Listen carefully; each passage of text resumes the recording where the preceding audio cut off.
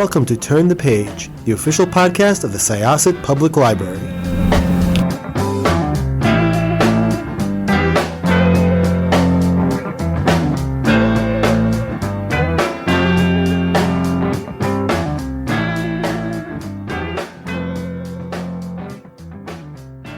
Welcome to Syosset Library's Turn the Page podcast. I am your host, Jessica. I am here today with Judith Lindbergh, the author of it's AKMARAL, is how you pronounce it? AKMARAL. AKMARAL.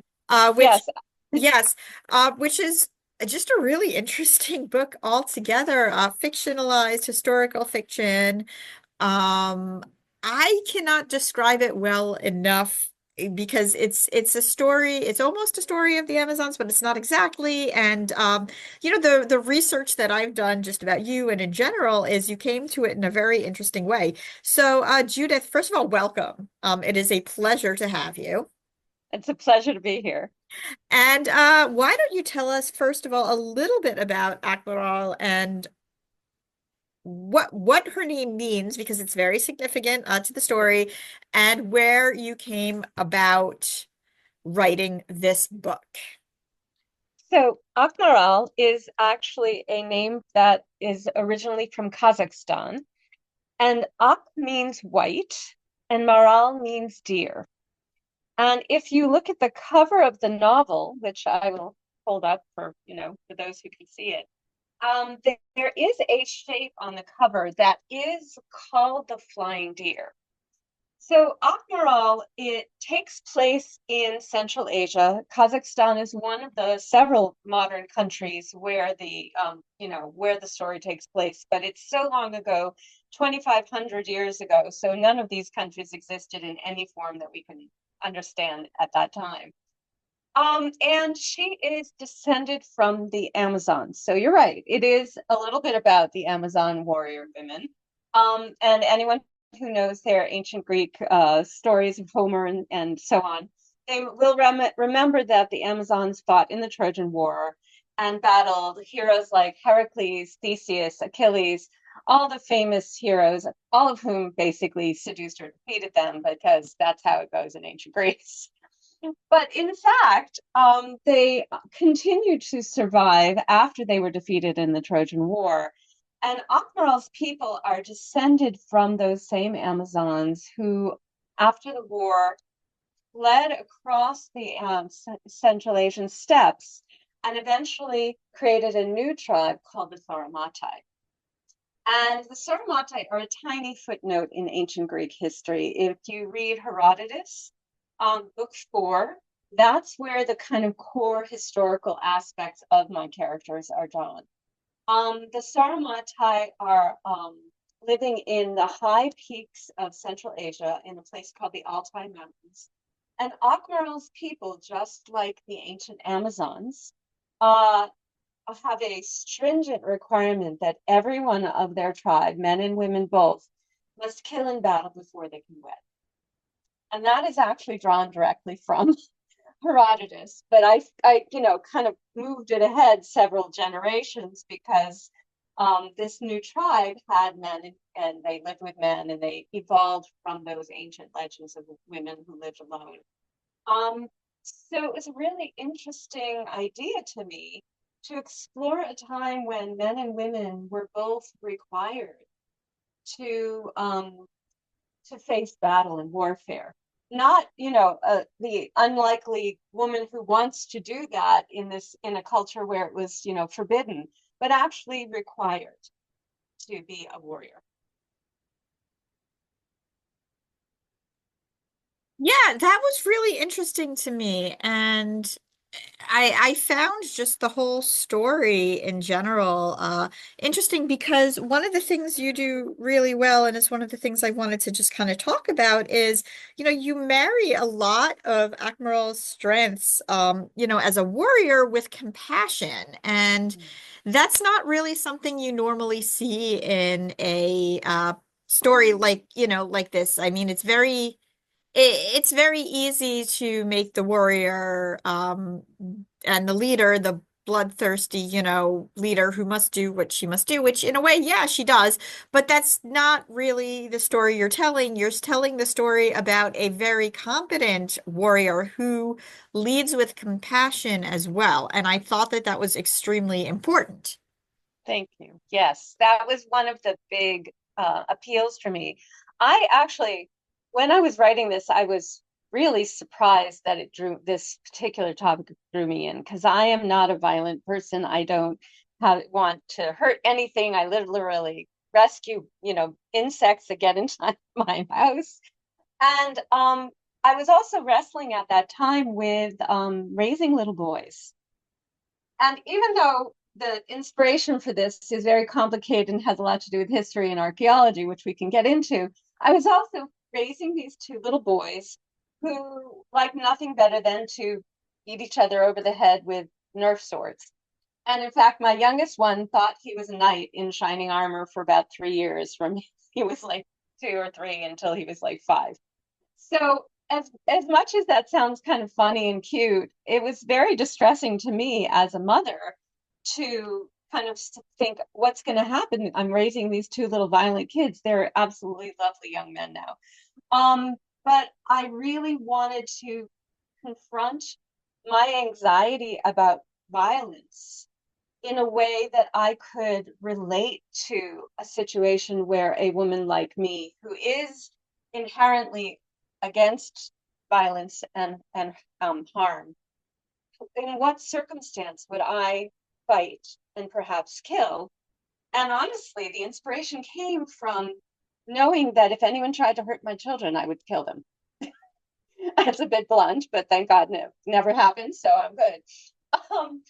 And so AKMARAL is very much based in this struggle of what would force somebody to have to take up arms. And if you take away sort of the global nature of our understanding of war and politics and all of that, and go back to the ancient steppes, and if you think about the steppes, they're like the Great Plains. They're these vast open grasslands ringed around by mountains. And at the beginning of the novel, AKMARAL's people are just like 6 little families traveling together with their herds of sheep and horses and camels, and they live in yurts. Everyone now knows about glamping, but yurts are actually a traditional transportational house that comes from Central Asia. So these people would literally be able to pack up their little round domed yurts and move to the next pasture in a number of hours. And they're really vulnerable. They're vulnerable to wild animals. They're vulnerable to weather and wind and storms, which they perceived as the gods, as many ancient cultures did. And they also were vulnerable to other people coming into their pastures, and they didn't own them, but the place where they were, raising their animals. And people would come and try to drive them off to bring their own animals into that place. So if you consider that these cultures were literally subsistence cultures living off the land, and someone came to attack them, they had to defend themselves. And what one of us, no matter how, generally unwilling to, hurt somebody, wouldn't pick up a frying pan if someone came into our homes, And that was sort of the root of the motivation for AKMARAL. She is a much more complex and competent warrior than I am, but that's the joy of writing fiction, is that you can live lives that you don't have the courage to live in real life. That brings up a point that I wanted to ask you about. How did you decide to write this in first person? I feel like when I was younger, a lot more books were written in first person than they are now, to the point that when I do read a book in first person, it surprises me. And I was like, oh, okay. And that's not a bad surprise. It's just, it doesn't seem to be used as much. So I wanted to know a little bit about that process. Yeah, yeah. Well, my background, along with, being a novelist for quite a long time now, I started in performance, and I was for a number of years an actor. And for me, especially with a challenging character like AKMARAL, for me to really embody her mindset and the life she's living. I need to be her. And honestly, one of the hardest things about being the character with AKMARAL was I had to go into battle and face battle, you know, as much as I could from her mindset. And that is a really critical thing with this character because she is not that bloodthirsty classic warrior who wants to take over the world. She wants nothing more than to keep her family safe. And her family extends to the tribe, the small clan called an Aul, A-U-L, in the beginning of the novel that eventually grows over the time of the novel. And she's desperately trying throughout to find peaceful ways to achieve her goals, but the world and its complexities thwart her. And eventually, she she decides that she's going to use cooperation instead of violence to try to achieve her aims. And that is sort of the interesting turn to the novel because she really finds a moment where she goes through quite a lot with her relationships, with losing the ones she loves, with recognizing that others have different agendas than she does. And so in order to feel that struggle, I wanted to be her character. And that's why I chose first person voice. Well, it really was very effective. And it was a good read in general. For those who like historical fiction, what are like you're a historian yourself. Was it hard for you when you had to fictionalize things? Like, did you get mucked up in your own knowledge, be like, well, this couldn't have really happened, but here's how I can sort of mold and weave it in. So that is always the challenge. And I keep a very detailed list of what I change while I'm working through the historical fiction aspects of it. So that at the end of the book, there's quite a long, dense, historical note, because I really do rely on the actual history and the archaeology that has guided me to creating this fiction. But if you can't, that's one of the advantages of being a novelist as opposed to an historian, is that you can make certain sort of psychological and actual leaps of faith that you can't necessarily prove in the archaeology. So this book is particularly driven by archaeology, and AKMARAL's character is sort of a conflation of two really fascinating burials that were found in the region. And one, I won't get into too much of the detail, but one was a woman who was discovered in the permafrost high in the Altai Mountains.